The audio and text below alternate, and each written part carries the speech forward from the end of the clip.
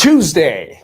And that means it's time for the bullpen because we go live every single Tuesday at 12 o'clock Eastern. And I'm sharing everything I've learned and I still am learning as we build our $1 billion sales team. On the other side of this wall, we just actually finished our team meeting. The room is hopping over there. The guys are pumped up. We're having lots of great conversations. And today I'm here to share some follow-up secrets because follow-up is where you make most of your money. And there's some very, very hard-hitting facts that you have to know about follow-up, some statistics that should be guiding your entire pipeline strategy as you're building this out. So if you're brand new and you're just launching your first product, just starting your first business, or you've been going for a while, because I can tell you, I worked in selling real estate, selling houses for a long time, and I thought I understood follow-up, but I didn't really. So even if you've been working and selling for a while, like this is still for you because like, you know, now we're doing follow-up at a large scale. And it is insane. Like, you know, we generate tens of thousands of leads. Just my conference alone will generate like 35,000 leads just for that one conference. So the scale is a lot bigger. So you have to have your follow-up strategies dialed in to actually, you know, make sure you're not leaving money on the table and letting leads fall through the cracks. All right. So here's the statistic. That's a tongue twister that should be guiding everything to do with your sales pipeline. Okay. So let me draw some water right here. I'm going to draw an iceberg. Now let me draw, and everybody knows that an iceberg is a lot bigger under the water, right? Everybody knows this. Why am I drawing an iceberg and not drawing the Titanic on top? Because I'm talking about follow-up. Here's the truth. Roughly a quarter or 25% of your prospects are sales ready right now today, right? Today. So they have the means, they have the ability, they have the interest in buying a product or service from you today, that all the leads you generate. So whether you're running a direct mail campaign, you're door knocking and you generate a lead, you run ads, any lead you generate that's qualified, right? 25% of them are going to be interested or able to buy. They're sales ready today. That leaves roughly 3/4 or 75% of all your prospects are not able or willing to buy from you at this very moment. But you've paid money to generate the lead, right? You've paid money. You've put in either effort in terms of conversations, you put in money in terms of ads, direct mail, whatever it is. You've paid money to generate these leads, but only a fraction of those leads are even capable of purchasing. They're sales ready today. The majority are not. And so going back in the day, for me, when I first started, I used to think, okay, well, I remember this was back when online marketing was just getting going in the real estate space. I spent so much money generating tens of thousands of leads of home buyers. Now, this was back when it was brand new, like nobody was really doing it. So I thought I spent all this money generating these leads. Now, what happened? I thought, stupidly, I was naive. I thought, oh, well, I'm only looking for people who are ready to buy a house right now. So I pumped out all this money, but I didn't have a follow-up system because I didn't realize only a small fraction of those people are even interested or ready to buy today. But a lot of them would be ready to buy in 6 months, 12 months, 18 months. I was sitting on a gold mine, but I squandered that opportunity because I didn't understand follow-up. I didn't understand this iceberg as it relates to lead prospecting. Only a small fraction of the people that you bring in through your sales and marketing pipelines are going to be sale ready today. So what does this mean? If most people that are coming through are not ready to take action right now, well, we have to make a system, design a system that's going to move them through and keep them warm and incubated until they are sales ready. Because let me tell you, most of these people, I can even tell you with my conference, we generated leads for my event 2 years ago, and they're now converting today because they see what we're doing. They weren't ready. They were whatever their situation was. Now we're converting. With our conference accelerator offer, where we help conferences and workshops scale, and we can help you with sponsorship. We have people who were a lead, a year ago, 14 months ago. They weren't sales ready then, but now they're converting into sales today. Because the fact is, the majority of people that you bring through are not sales ready. So we have to design a follow-up system to bring them through. So when they are sales ready, you're top of mind and you're ready to rock and roll. So what does this look like? And I'm going to treat this as if I was starting from scratch. We're going to build out a whole pipeline together. If I'm a brand new business, I have no idea what I'm doing. So you know what? Let's use a real estate agent example, because this is I can speak from very expensive mistakes as it related to lead incubation and nurturing back in the day. This was when I was young. I think I was 22 doing that, and I made some mistakes. So let's design a whole follow-up sequence. So I'm going to run some ads, right? Now, hopefully they're not the typical real estate agent ads with your face plastered all over it. That's not good. But we're going to run a direct response type of ad. And I'm going to generate a name, a phone number, and an email. That's a lead.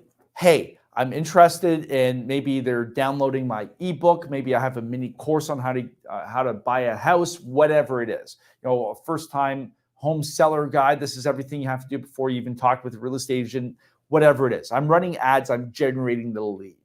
So for our event, we do a whole lot of lead generation. For my conference accelerator offer, where we help scale events, we do a lot of lead gen, and it's a lot. So we want to generate this. Okay. So I'm going to get the name, phone, and email. What comes after this? Well, I'm going to follow up. I want to get them on the phone as fast as possible, because I think it's like you have a 391, you're 391 times more likely to move this person to a qualified lead if you get to them in the first 5 minutes. So what does this look like? Well, right off the bat, somebody should be calling the lead right away.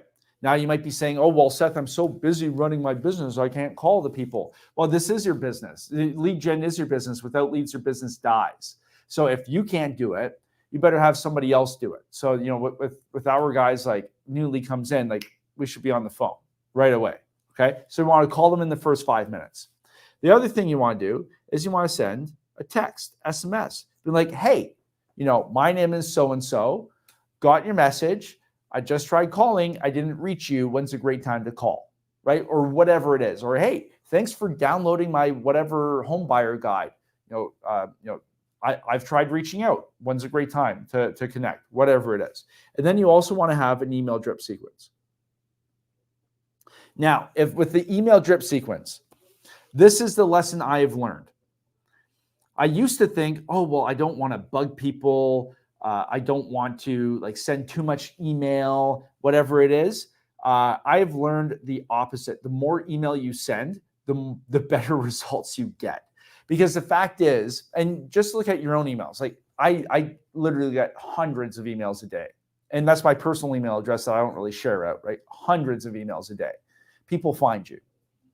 And do I read most of them? No. I get pitched. People send me cold emails all the time. I don't read most of them. So if you're sending just one email every week, you're not even registering. And with a new person, right? You need to interact with somebody 7 times. 7 times you have to interact with somebody before they even start remembering who you are. Because you have to think about this whole process through the lens of the prospect. They're scrolling through Instagram. They're watching on YouTube, whatever it is, on TikTok. They see an interesting ad. They click. They ask for their info. They autofill their info and they move on with their day. That's how much you mean to them. They don't know who you are. So if you send them one email and you're like, oh, well, nobody's replying to my email. Well, you're not even registering in their life. They can't even remember who you are. If you call them up and you're like, hey, like 3 days later, hey, it's Seth calling. Who are you? Right? You have to do that volume. It takes, remember, 7 times for somebody even to start remembering who you are. So you guys send an email. Now, what I would suggest is in the first day, you send 2 emails. The first email you're going to send is if you're offering a lead magnet. So that's, hey, your download guide, whatever it is, send that, because that's going to have your highest open rate out of anything, because that has the thing that the person wants, right? So you want to have a call to action in that email. So first email, you're going to have a CTA that's going to be like, hey, book a call with me. If you are looking for help in real estate, book a call. If you are possibly considering moving, book a call. If you are looking for whatever it is, book a call in that first email. The second email you're going to send is going to be more of an introduction email, being like, hey, this is why I'm valuable to you. This is what I can do for you, like that type of stuff. You don't want to make it salesy, but it's like, hey, just so you know, thanks for downloading my guide. You downloaded it earlier today. Just so you know, I've been in the business for 15 years, 10 years, 5 years. And I'm an expert at helping these types of people get this type of result. So if you're interested in this, I'm going to be sending you some more valuable stuff. If you ever have questions, just hit reply, happy to help. Boom. That's your second email. So first email, second email. First day. Most people would be scared to send an email twice in 1 week, but we're sending 2 in the first day. So first day somebody comes in, they get some calls. Now, if you're going to do this seriously, I would call them at least 2 or 3 times first day, because that's the highest chance you have of getting them on the phone, right? So a lead comes in, I get their name, phone, email. 2 or 3 calls the first day. They also get a text from me the first day, and they get 2 emails. That's a lot of hits the first day, right? So let's say 3 calls, right? Let's add this up. 3 calls, 1 text, 2 emails. That's 6 touches. 6 touches in the very first day. Remember how I said it takes about 7 touches for somebody to start remembering who you are? I'm almost there already. First day. Most people don't even do this. They don't even try calling their first leads. There's a ridiculous statistic that is like 90%, or I'm going to misquote this, so don't take, but it's a very, very, very high percentage of salespeople only make 1 call attempt on a lead. 1. We know from our own numbers that it takes between 7 and 15 times to even get somebody on the phone. 7 to 15 times. That's our average to get 1 person on the phone. So if you're calling once, you have no chance of getting that person on the phone. All right. So let me break this down. Whoa. So I remember that example I was telling you about where I spent a ridiculous amount of money generating all these leads as a young real estate agent, and I didn't understand that most people weren't sales ready. I would call these people once or twice and give up, right? Oh, these people aren't serious. They're not picking up. Oh, I left a voicemail, right? That was probably back when people still left voicemails. But, oh, I left a voicemail. They never returned my call. Like, I just didn't understand the investment that it takes to get a return out of your pool, your lead pool. So I talked about the first day. So day 1, we have 6 touches. The second day, what should you be doing? You have to email them. 100% you have to email them. And let me get into what you actually want to email them. You're going to call again, either once or twice. It doesn't matter. Day 3, you're going to email again. You're probably going to text. Be like, hey, hey, John, it's Seth. I just tried calling you. When's a great time to call, right? And then you're also going to call.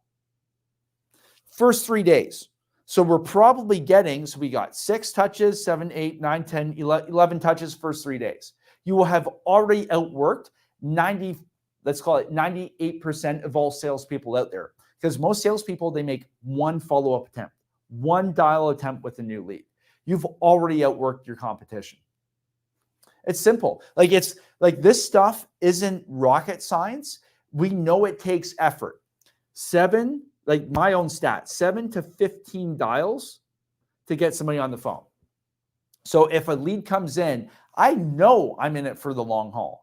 I know I have to make probably 10 to 12 dial attempts to get the majority of people on the phone. That's just the way it is, right? So if we know that's what it takes, let's create a follow-up plan to make sure that happens. But most people don't. And this is why that you have a small percentage of companies and people, even in real estate, small percentage of people who put in the effort and the reps and put in the dials to actually get people on the phone. Because you know your competition most likely isn't. So even if you do half of this, you're still going to outperform the vast majority of your competitors. Okay. Now, for long term, I would say bare minimum, you want to email somebody daily for the first 21 days. Minimum. Now with us, like we want to have, depending on the type of funnel, we have different sequences that we've tested, but minimum daily, 21 days, every single day. So that means you've emailed them twice on the first day. So you've hit them 22 times with an email. After 22 times, they've either unsubscribed, which is great because they weren't going to buy from you anyway, or they're going to start recognizing your name. Now, what types of things should you email? Right? It's not just, hey, like book a call. You want to start sending a whole bunch of stuff. So you're going to have a bunch of questions that most of your prospects and customers will ask you. FAQ. Chances are if 3 out of 4 of your customers ask the same question, well, your prospects are going to have the same question too. So answer that in an email. You're going to tell stories about your customers, right? Customer testimonials, how you help certain people, what types of situations did they have? So in a real estate agent example, hey, John, he was having trouble getting approved for financing. He talked with the bank and they shut him down.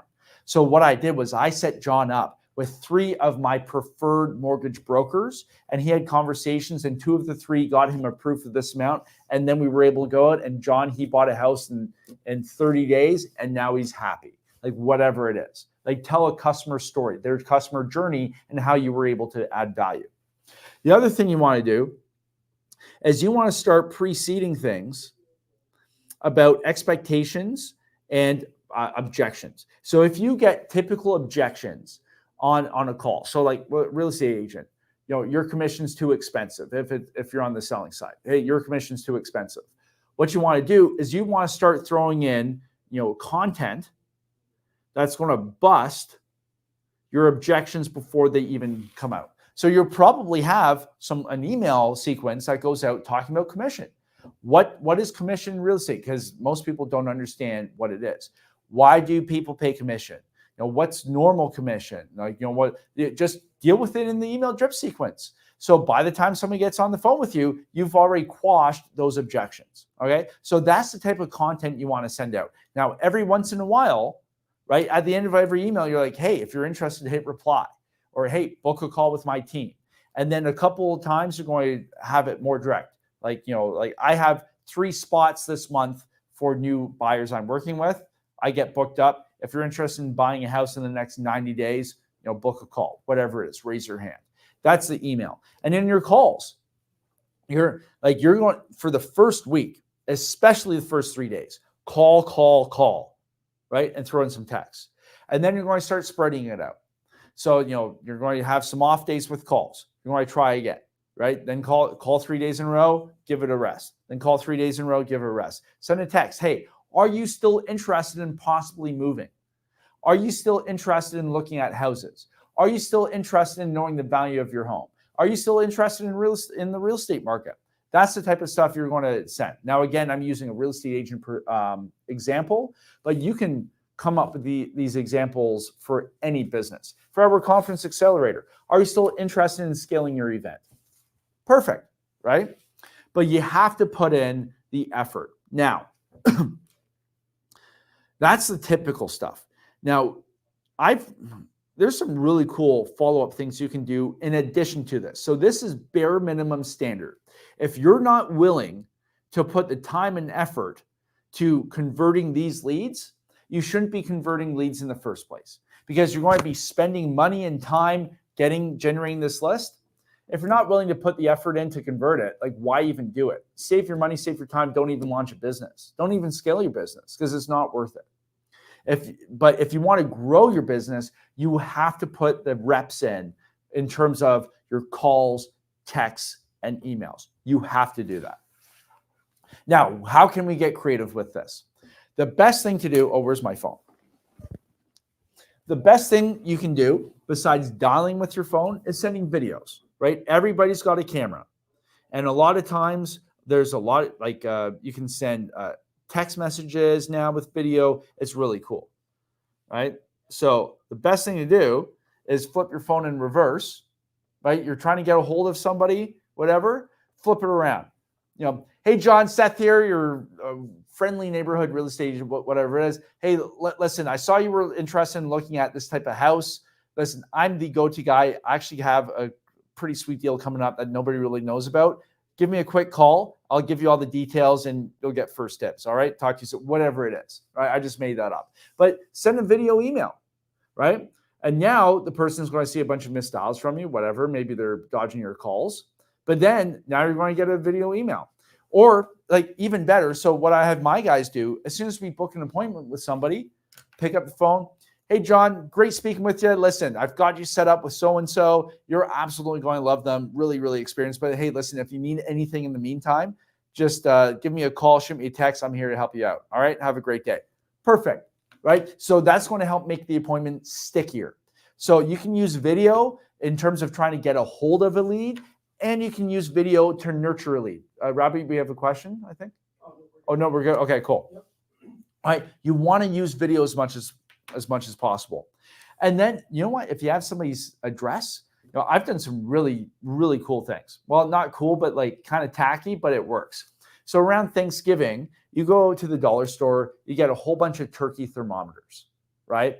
And then, so whatever industry you're in, you can have like a gift card, you can mail these things out. And on the card, it's like the market's heating up or something's heating up, right? And you got the turkey thermometer, it's on point because it's Thanksgiving.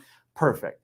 Like, who's sending out turkey thermometers or meat thermometers to people? Nobody is. So you stand out and you got your picture on it, whatever, and then you have a call to action. Perfect. You can send people like boxes of cookies, whatever it takes to get their attention. Because here's the thing, and it goes back to the prospect's intent and their state of mind. When they clicked on your ad and they gave you their info, they didn't think about you twice, right? Something piqued their interest, they put in their info, and then they left, right? And now, like, your job is to get them on the phone and qualify and see if they're serious or not, right? And if they're not serious right now, well, they will be down the road. So how do you do that? So I've talked about the lead gen when the lead is generated. Now what happens for the long term? So in your CRM, your customer relationship management software, or if you're just using an Excel spreadsheet, it works just as well. You want to have different types of people in there. So you're going to have qualified leads. So these are people who are a good fit for your service. They meet your criteria, but they're not ready to do business with you right now. These are the best leads. So you're going to have different buckets of qualified leads. Maybe people who are ready to become customers in 6 months, you got 12-month customers, maybe you got 18 months plus. It's going to depend on your business, but you're going to group your qualified people who aren't ready to do business right now into different buckets. Now, depending on the bucket they're in, they're going to get different content, right? You're going to send them different stuff. Your cadence for follow-up is going to be very different. If somebody's ready to rock and roll 6 months from now, I'm going to really ramp that up in probably month 3. Because even though people say, oh yeah, call me back and whatever the situation, 6 months, chances are you can do it faster. So I would start ramping things up in month 3 for the 6-month people, month 6 for the 12-month people, right? Because like you can usually advance it. For the people who you've got leads in there and you haven't spoken with them, they're not qualified, whatever. So we'll just call it unqualified. because you're going to have a huge list of people you haven't gotten on the phone, right? It happens all the time. You're going to keep coming back with different angles to your offer. So let's actually just brainstorm in real time some different angles you can use for this real estate example, right? If somebody doesn't pick up the phone and respond to some type of stuff, but they're still opening the emails, all that type of stuff, maybe you can try an angle on financing. So it's like, hey, do you know how to get the best mortgage rates? Right? Maybe you don't know. The other angle would be, secret listings that nobody knows about, right? You could try that. You could try, power of sale listings, right? Whatever it is, you could try that angle. Hey, like how you make money. You could try an angle on house hacking, how you actually make money owning a house, because now you can rent out a unit, make it into a duplex, whatever it is. How do you house hack? If somebody doesn't reply to financing, that's fine. Try the next angle. If they don't reply to this, chances are there is an angle that's going to capture their attention. And this is the big thing I've learned. Oftentimes, if you have an offer, and we actually just have an offer going through this, great offer, but the angle was wrong. So if you're able to attack the same group of people, but just have a different hook, a different angle to capture their attention, like you have no idea. Like our cost per book call went down drastically by like 300x, right? Just with a different angle. So that's what you want to do in your long-term follow-up. So your qualified people, you're going to have tailored content and start really ramping up your content and check-ins with them, about half the time than what you think. But with your unqualified list, you're just trying to get a response to get them on the phone, right? Because your whole goal with lead gen is to get them on a call. That's it. So if you yourself or you have reps, whatever it is, you're either on a call with somebody, so on a call, or you're trying to get on a call. That's it, right? So if you're on a call, great. If not, you're sending content. So emails, you're dialing, texting, whatever it is, trying to get them on a call, right? So if you have all those unqualified people in your list they haven't picked up, that's the long-term follow-up you have to do. Just try different angles, different ways of attacking it, and something's going to hit. And you know what? Worst case scenario, like there's people on our list who we've been emailing, calling, texting for 3 years, and now they're converting. Great. Because not everybody's ready to convert. Remember the iceberg. Only a small fraction of your people are buy ready today. The vast majority will be buy ready in the future. So you have to have that follow-up strategy. All right. So I hope that helps in terms of reframing your thinking, because I made that huge mistake. I spent a ton of money when I was that young guy thinking, oh yeah, like it's a lead. They should want to buy a house right now. That was stupid. I probably missed out on millions of dollars because I didn't understand how follow-up really works and the effort and time it takes, and also expectations and people's timelines. Okay. So take this stuff, put it into action with your business, whatever it is. And I promise you, there's a gold mine sitting there in the follow-up. You just haven't tapped into it yet. All right. So that's it for the bullpen. I go live every single Tuesday, 12 o'clock Eastern. I am back on Thursday for event domination. I will see you then.